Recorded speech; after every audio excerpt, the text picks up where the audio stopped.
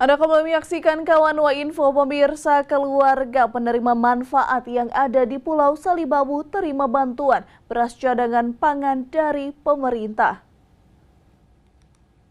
Penyaluran bantuan beras cadangan pangan pemerintah daerah Kabupaten Talaut resmi disalurkan. Bertempat di BPU Kecamatan Lirung Senin pagi, sebanyak 1.237 kepala keluarga yang terdaftar sebagai penerima bantuan baik keluarga penerima manfaat serta penerima bantuan lainnya yang ada di Pulau Salibabu menerima bantuan tersebut.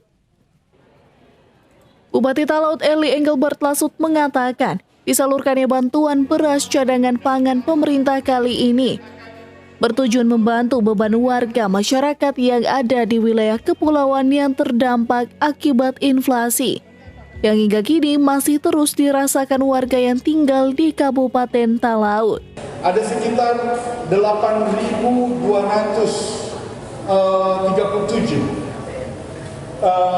penerima PKH itu akan menerima bantuan ini.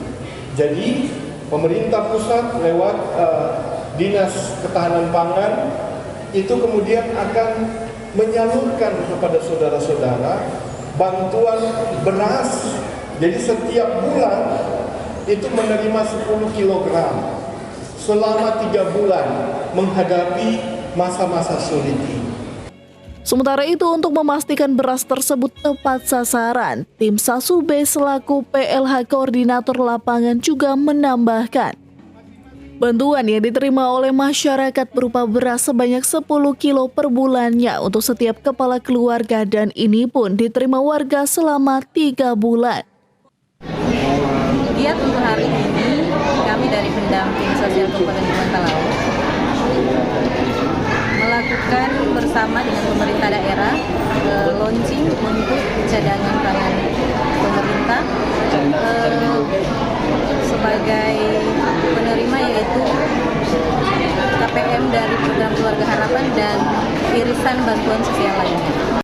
Untuk Kecamatan Lirung terdapat 452 kepala keluarga, Kecamatan Salibabu 413 kepala keluarga, Kecamatan Moronge 93 kepala keluarga, sementara untuk Kecamatan Kalungan terdapat 279 kepala keluarga yang berhak mendapatkan bantuan beras cadangan pangan dari pemerintah tersebut.